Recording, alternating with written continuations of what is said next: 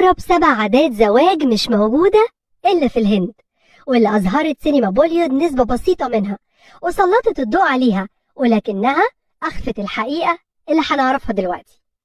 أظهرت سينما بوليود إن العروسة الهندية بتستبدل فستان الزفاف الأبيض اللي معظم دول العالم بتستخدمه بالساري الهندي المطرز والمصنوع من أجود وأثمن الأقمشة. بيكون الساري مرفوع في معظم الأوقات شوية على وشها عشان تداريه عن الحاضرين. أما العريس فليه زي خاص متميز بيه، واسع ومريح باللون الأبيض، وبيلبس عقد من الورد، وبيطبع علامة حمراء على جبهته، ولازم يرفع الساري عن وش العروسة وهما الاتنين في حالة من الكسوف كأنهم أول مرة يشوفوا بعض. أما بالنسبة لميعاد الفرح فرجال الدين هما اللي بيختاروه، بيروح حد من أهل العريس وأهل العروسة لرجل دين وبيختار لهم أنسب ميعاد مناسب فلكيا للعروسين. لكن الحقيقة بعيدة تماما عن الأفلام. أول نوع من الزواج هو الركشاسة، وده يعتبر جواز غريب جدا، وهو إن العروسة بتتخطف غصب عنها من بيت أهلها، ولازم اللي يخطفها يكون العريس، وبيتسمى الجواز الشيطاني، ونوع الجواز ده مرفوض في الديانة الهندوسية.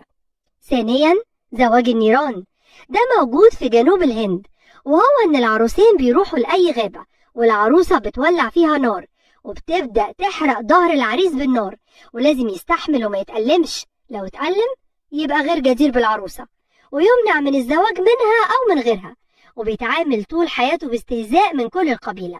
ثالثا زواج الغوجارتي، وده نوع من الجواز الغريب ومقزز، بيتم فيه عادة غريبة جدا، وهي إن والد ووالدة العروسة قبل ما العريس يدخل على بنتهم لازم يجيبوله لبن يغسل بيه رجله في حلة أو أي حاجة غويطة، وبعد ما يخلص غسيل رجليه لازم يشربوا اللبن ده قدام كل المعازيم قبل ما العريس يدخل على بنتهم، وده يعتبر فال سعيد إن العروسين هيعيشوا حياة سعيدة. رابعا زواج الزحف، وهو إن العروسة بتزحف لحد ما توصل للعريس. مش كده وبس، ده لازم العريس يحط رجله الاتنين على راسها، ودي تعتبر علامة إنه موافق يتجوزها. أما لو ما رفعش رجله على راسها يبقى بيرفضها قدام كل الموجودين.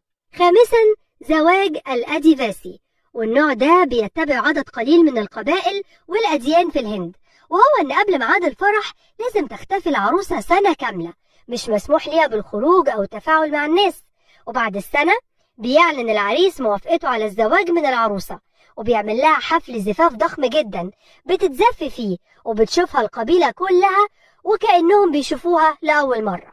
سادسا الزواج من كلب أو شجرة، وده بيكون للعروسة اللي بتتولد لما يكون كوكب المريخ وزحل في حالة تراجع فلكي، باعتقادا منهم إنها هتموت وهي صغيرة، فلازم قبل ما تتجوز من كلب أو شجرة موز، وبعد ما يتم الجواز بيتم قتل الكلب وتدمير الشجرة، وبكده بيكونوا فكوا نحس إنها تموت بسرعة.